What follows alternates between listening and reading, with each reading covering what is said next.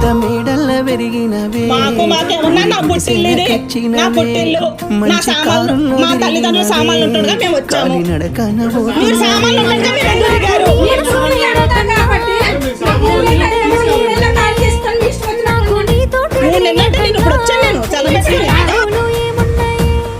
ఏ మొగనికి దొరకని అదృష్టమే నాకు దొరికింది రమ్ము. ఏ కష్టాలకైనా ఎదురు పోయి నిన్ను రానునే చూస్తానమ్ము. ఆతల నొప్పులు ఎందుకయ్యో ఉన్నంతలో బతుకుదా, కలిగింది కలగంజో తినుకుంటా ఎవరికి తల వంచకుండా ఉందా.